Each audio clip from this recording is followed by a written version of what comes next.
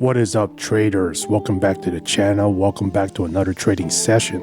So if you didn't see my last video, you can actually click on the top right to see that 30-second strategy I used. But the reason why I brought that up is because in this video, I'm pretty much showing you the same strategy as before. Only this time we're going to stick to the 1 minute expiration time, but also with 1 minute candles still. The difference is I actually lost one trade in this video, and that's because I did a 30-second trade, which I thought that was required for the first trade because I was late. And you'll see here 50-50, the trade can go in your favor when doing it that way when you're late. It's probably better to just wait and stick to your strategy. If you're using a 1 minute strategy, then stick to that and don't change it. If you're late, you're late. Go find another chart to trade on instead. You're actually better off, or you have more chances of winning doing it that way than as opposed to being late and just changing your expiration time and hoping that you would still make the trade. I mean, you'll see here in a couple seconds that I lost, and if I was a couple seconds earlier, I would have won this trade. But what I did was I did the Martingale strategy, where in my next trade, I think I quadrupled my investment. But being that I'm starting off with a small investment on the top right here, $55.56. I didn't have a lot of money to go off on, but this strategy will work in any type of back roll you have. Before I show you the video, let's go ahead and go with the settings here. As you can see, we're using the Keltner channel, and if you were to click in this button here, that's where you'll get all your indicators. But for the Keltner channel, you want to make sure your setting is 20. Sorry, I'm writing with a mouse, so it looks weird. 10 and 2.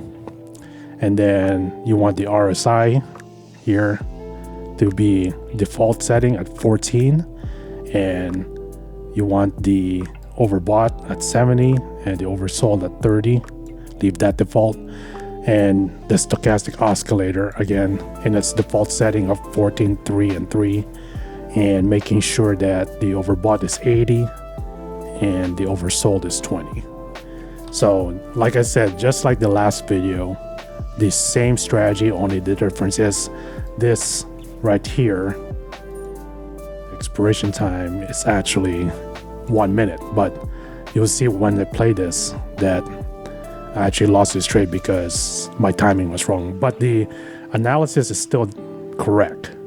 If I go to, by the way this strategy works, if you haven't seen it in my last video, basically we are trading on the overbought and oversold levels. You want if you're doing a buy trade, you want to make sure there's a green candle falling on the bottom of the Keltner channel, and you want your RSI to be touching or close to the 30 level, and the moving averages of the stochastic oscillator to cross from the 20 level going up on both indicators.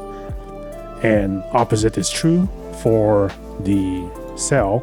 You want a red candle to be on the top of the Keltner channel, and as you can see here, it went past the RSI, the 70 level, and then went down and crossing on the moving averages from the stochastic oscillator from the 80 level and down. And as you can see, this is a winning trade right there. So let me play this and show you comment on the trades. All right, so as you can see here, I picked 30 seconds because this candle was about to close, and you know, it was a good choice, I believe. I think my analysis was correct, but the market was unpredictable, and I saw that the candle wasn't going to go up, and I was in the verge of losing this trade. I was waiting patiently. I even opened up my trade timer, see how much time I had left, and just missed it by 2 seconds. But I saw that this was still going up and changing it back to 1 minute. And you see here that I did 3 trades. So not only The 3 trades was to cover the loss I made, but also giving me profit. So if you want to use that type of strategy to take care of your losses, you would have to do 3 trades instead of 2, because we're working on percentages here in profit. You can do a double trade and break even, but if you're trying to make a profit, you want to do a 3rd trade. So let's play this out, and you will see that I'll win this trade.